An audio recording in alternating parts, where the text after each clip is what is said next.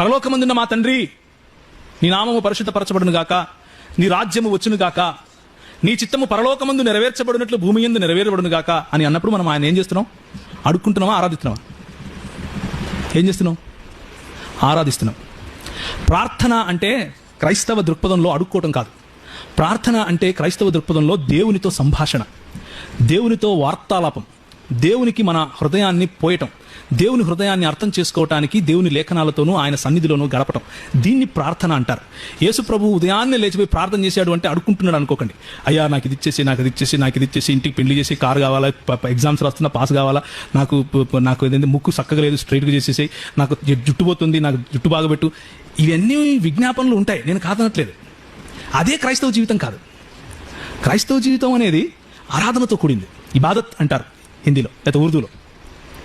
ఆయన ఆరాధించటం, ఆయన ఆస్వాదించడం, ఆయన సన్నిధిలో కూర్చోవటం, ఆయన మాట వినటం, ఆయనకు చెప్పటం, ప్రభా నువ్వు ఎంత గొప్పవాడివి, నీ నామం ఎంత పరిశుద్ధమైంది, నువ్వెంత ఘనమైన వాడివి. దీన్ని కాన్వర్సేషన్ అంటారు.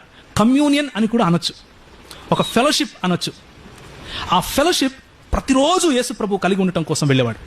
మిగిలిన సమయాల్లో ఉండేవాడు కాదా? తండ్రితో ఫెలోషిప్ ఉండేవాడు, మిగిలిన సమయాల్లోనూ ఉండేది. ఎందుకంటే ఆయన ఆ సమయంలోనూ సర్వవ్యాపే. దేవుడు సర్వవ్యాపి కదా.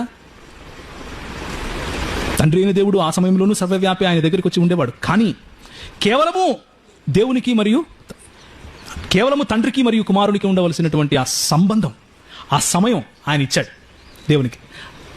దాన్ని ప్రార్థన అంటారు. ఇప్పుడు యేసు ప్రభు యేసు నామంలో ప్రార్థన చేశాడో లేదో మీరు ఆలోచించుకోండి. ఆయన నామంలో ప్రార్థన చేస్తే ఆయన నామం తండ్రి విన్నాడో లేదో మీరు ఆలోచించుకోండి.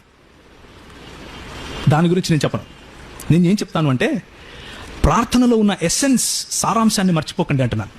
ప్రార్థనలో ఉన్న సారం ఏమిటి అంటే, తండ్రి దగ్గర కూర్చొని ఆయన స్వరం వినటం, ఆయనకు మన స్వరం పలుకుతూ ఆయనతో ఫెలోషిప్ చేయటం, ఆయన ఘనతను చాటటం, ఆయనను మహింపరచటం.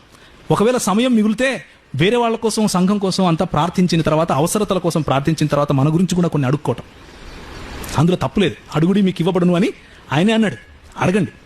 కాకపోతే అదే కాదు మన బతుకు, ఇంకా చాలా ఉంది.